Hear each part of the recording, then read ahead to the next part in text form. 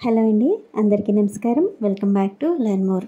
నిన్న కార్తీక పౌర్ణమి కదా, అందరూ పూజ బాగా చేసుకున్నారా? మాకు కూడా నిన్న పౌర్ణమి రోజు మాకు వ్రతం కూడా ఉందన్నమాట. పూజ ఎటువంటి ఆటంకం లేకుండా సంతోషంగా ప్రశాంతంగా టైంకి అన్ని పనులు అయిపోతూ పూజ అయిపోయింది. సో ఈ పూజలు అన్నప్పుడు నా హడావిడి ఎలా ఉండిద్ది, నేను చేసుకునే ఏ పనులు ఉంటాయో అవి మీకు కూడా ఉపయోగపడతాయని చిన్న క్లుప్తంగా వీడియో తీశాను. వీడియో నచ్చితే ఒక కామెంట్ చేయండి, లైక్ చేయండి. ముందు రోజు రాత్రి నుంచి నాకు పని మొదలైందండి. ముందు రోజు ఒక రోజేం కాదు, 2 రోజుల నుంచే. ముందు రోజేమో పొద్దున్నే పూజ సామాను అవన్నీ కావాలి కదా, అందుకని రాత్రి అన్నీ కడుక్కొని పక్కన పెట్టుకున్నాను అనమాట. క్లీన్ చేసుకున్నాను దీపారాధనకి.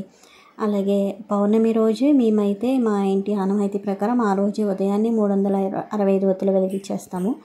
సో వాటి కోసం కూడా అనేసి మొత్తము సామానం అంతా సామాగ్రి అంతా తీసుకొని నేను రెడీ చేసుకున్నాను. నేనైతే కొన్ని ఇంట్లోనే పెట్టుకున్నాను, కొన్ని నాకు ఆ టైంకి దొరకలేదు కాబట్టి గుడి దగ్గర తీసుకోవాలి, ప్రమిదలు అలాంటివి. ఇవైతే నెయ్యి తర్వాత ఒత్తులు అవన్నీ నేను ముందుగానే తెప్పించేసుకొని రెడీ పెట్టుకున్నాను అనమాట. ఈ మధ్యన కాలంలో మనం ఏదైనా పూజ గుడిలో చేయాలి అంటే, మనం ఏదైనా 365 ఒత్తులు వెలిగించాలన్నా, కనీసం ఉసిరి దీపం పెట్టాలన్నా గుడి దగ్గర కూడా మరీ రేట్లు ఎక్కువ ఉన్నాయండి. మనం ఆ రోజు కాకుండా ముందు రోజే మనకు కావాల్సినవి తెచ్చిపెట్టుకుంటే మనకు ఆ రోజు లైన్లో నుంచోవాలి పూజ చేయాలన్నప్పుడు. అంటే కొన్ని చోట్ల ఏంటంటే రష్గా ఉంటుంది గుళ్ళో కూడా, అందుకని ముందుగానే మనం రెడీ చేసుకున్నామంటే ఆ రోజు మనం చక్కచక్క పూజ చేసుకోవచ్చు అనమాట. టైం అనేది సేవ్ అయింది. పొద్దున్నే లెగ్గానే మనం ఇవి సర్దుకోవాలి అవి సర్దుకోవాలని ఉండదు. అందుకని నేను ముందు రోజు రాత్రే మేము మా ఇంట్లో నలుగురం కాబట్టి, నేను మా వారు మా పిల్లలు కాబట్టి మా నలుగురికి 365 ఒత్తులు తెప్పించేసుకొని అవి నేతిలో నేను ఒక డబ్బాలో పెట్టేసి కొంచెం నూనె పోసి నానబెట్టి పక్కన పెట్టేసుకొని ఇలా రాత్రే చేసుకున్నాను.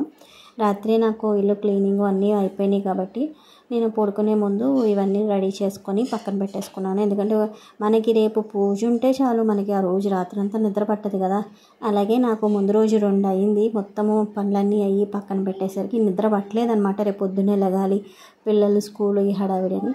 అందుకని నేను ముందు రోజు రాత్రే అందుకని కిచెన్ అంతా కూడా ముందు రోజు రాత్రి క్లీన్ చేసుకొని పెట్టేసుకున్నానండి. రేపటికి మళ్ళీ పొద్దున్నే టైం ఉండదు కదా, అందులో ఉదయాన్నే లెగాలి అంటే మనకి ఈ చిన్నపిల్లలతో అవ్వదు కాబట్టి నేను చేయవలసిన పనులన్నీ ముందే చేసేసుకున్నాను.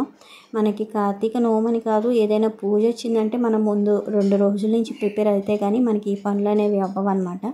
అందుకని మనం చేసుకోవాల్సిన పనులు కొత్తవి పెట్టుకోకుండా ఉన్న పనులని పెండింగ్ లేకుండా క్లియర్ చేసేసుకున్నామంటే పూజకి మనకి ఇబ్బంది లేకుండా ఉండిద్ది. అందుకని నేను వీడియో చేస్తున్నాను. మనలో చాలామంది ప్లాన్ చేసుకుంటాం కానీ చేసుకునేటప్పుడే కొంచెం తడబడతాం కదా, అందుకని అలాంటి తడబాటు లేకుండా ముందుగా ఇలా ప్లాన్ చేసుకున్నా. నాకు అక్కడ గుడిలో కూడా నేను పూజ వీడియో తీద్దాం అనుకున్నానండి. మనం అటు వీడియో ఇటు పూజ చేయాలంటే కష్టంగా ఉందండి. ఎందుకంటే మనకి అక్కడ ట్రైపాడ్కి తీసుకెళ్ళలేము, అటు మనం ట్రైపాడ్ తీసుకెళ్ళలేము. అక్కడ పూజ చేసేటప్పుడు ఎవరు మనకు వీడియో తీసేవాళ్ళు ఉండరు. అయినా మన చేతితో మనం వీడియో పూజ అంటే అసలు దేవుడి మీద ధ్యాస ఉండట్లేదు పూజ చేసేటప్పుడు. ఇటు వీడియో తీయాలి అటు అన్ని ఆలోచనలు ఎందుకనేసి నేను అక్కడ గుడిలో ఏం వీడియో తీయలేదండి. ఇంట్లోనే నేను తీసుకున్నదే మీకు చూపిస్తున్నాను అనమాట. అందుకే ఇంకా పొద్దున్నే లేచిపోయి మాకు 365 ఒత్తులు వెలిగించేసి 1 గంటలోనే ఇంటికి చేరుకున్నాము.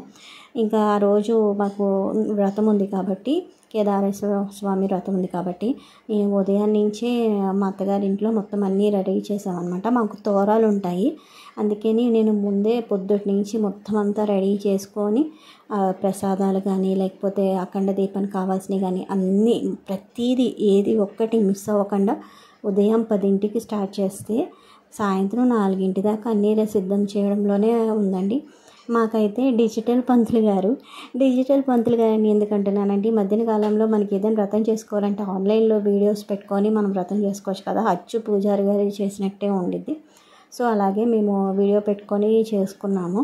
పంతులు గారు మాకు పక్కన వీడియో ప్లే అవుతుంది, ఇటు పూజ చేసుకున్నాం అనమాట.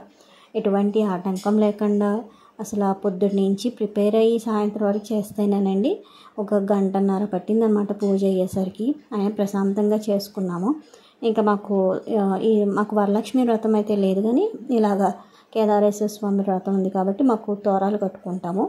భార్యాభర్తలు ఇద్దరు తోరాలు కట్టుకొని కూర్చుంటాము. నేను మా అత్తయ్య గారు మా మామయ్య గారు మా వారు మొత్తం నలుగురు పూజ చేసుకున్నాం అన్నమాట. సో ఈ విధంగా ఈ సంవత్సరము ఎటువంటి ఆటంకం లేకుండా మా నోము పూజ కంప్లీట్ అయ్యింది.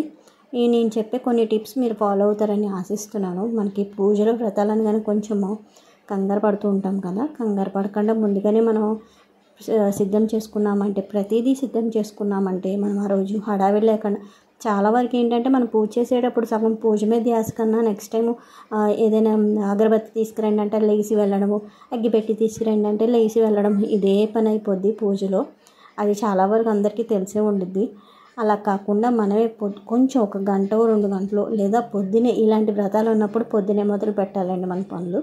పొద్దున్నే మొదలు పెడితే కానీ మనకి అవ్వవు అనమాట. అలా ప్రతిదీ ఆలోచించుకొని ఏది మర్చిపోకుండా అన్నీ చేతి దగ్గర పెట్టుకున్నామంటే పూజలో 10 సార్లు వేసేది ఉండదన్నమాట. వీడియో నచ్చితే ఖచ్చితంగా లైక్ చేసి, కామెంట్ చేసి, షేర్ చేయండి.